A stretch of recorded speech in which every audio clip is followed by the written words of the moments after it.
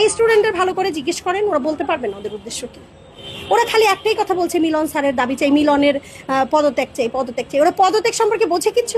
শিক্ষামন্ত্রী মহোদয় ফোনে কার সাথে একটা কনভারসেশন করেছেন, সেটাকে আপনারা ইস্যু করছেন। তাহলে উনি যখন ফর্মালি উনি যখন মিডিয়ার সামনে কথা বলেন, উনি কিন্তু খুব সুন্দরভাবে বুঝিয়ে দিচ্ছেন বাচ্চাদেরকে যে এই কারণে এটা হয়েছে, এইভাবে আমরা পরীক্ষা পেছাতে পারেনি কেন, এবং পরীক্ষা ভুল হলো কেন, প্রশ্নপত্রে ভুল যে হয়েছে তাতে যে মার্কসটা অ্যাড করে দেবে, সব কিছু। ইনফ্যাক্ট সংসদের বিষয়গুলো কিন্তু আমাদের সোশ্যাল মিডিয়ার মধ্যে আমরা দেখতে পাই। এখন সোশ্যাল মিডিয়া এত বেশি অ্যাক্টিভ, তাহলে আমরা তো সব কিছু দেখতে পাচ্ছি। শিক্ষামন্ত্রী মহোদয় তো খুব সুন্দরভাবে চমৎকারভাবে সমাধান দিয়েছেন। তারপর বাচ্চাদের এই অবস্থানের কারণ কি? আপনাদের কি মনে হয়? আমার মনে হয় না শুধুমাত্র ওরা ওদের উদ্দেশ্য সফল করতে এখানে এসছে। ওদের সব দাবি দাওয়াও যদি আপনারা মেনে নেয়, মানে আমাদের সরকার ব্যবস্থা বা শিক্ষামন্ত্রী মহোদয় শিক্ষা মন্ত্রণালয় থেকে, দেখবেন ওরা রাস্তা ছাড়বে না। কারণ ওরা কিন্তু এখানে এসছে অন্য আরেকটা গ্রুপের উদ্দেশ্য সফল করতে। ওদের কোনো উদ্দেশ্য নেই। এই স্টুডেন্টদের ভালো করে জিজ্ঞেস করেন, ওরা বলতে পারবে না ওদের উদ্দেশ্য কি।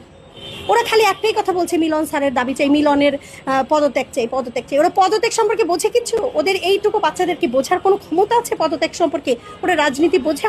আপনার কি ধারণা? আমার কিন্তু ধারণা ওরা বোঝে না। ওদেরকে জাস্ট একটা জিনিস মাথায় ঢোকানো হয়েছে যে শিক্ষামন্ত্রীকে পদত্যাগ করাতে হবে, এটা নিয়ে ওরা আছে। এটাকে আমাদের এবং বাচ্চাগুলো যে ভাষায়, যে ল্যাঙ্গুয়েজে কথা বলছে, আজকে ওই বাচ্চারা বলছে, কালকে আমার বাচ্চা বলবে।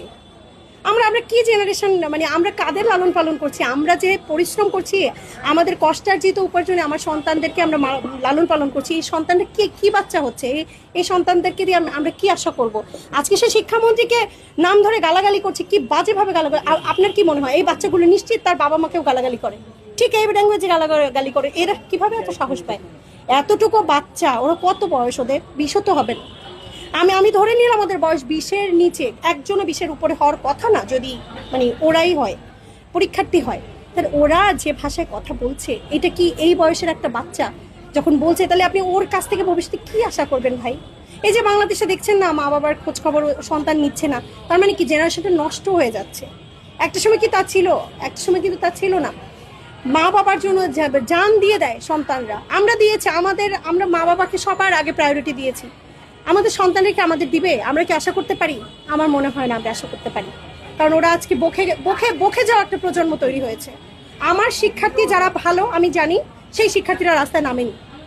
কোনো ভালো ঘরের ভালো পড়াশোনা করা শিক্ষার্থীকে আপনি একটা শিক্ষার্থী খুঁজে বের করেন ওখানে ভালো স্টুডেন্ট, যার আগের রেজাল্ট ভালো, যে ভালো পড়াশোনা, আমার মনে হয় পাবেন না। সাংবাদিকদের উপরেও তারা চড়াও হচ্ছে।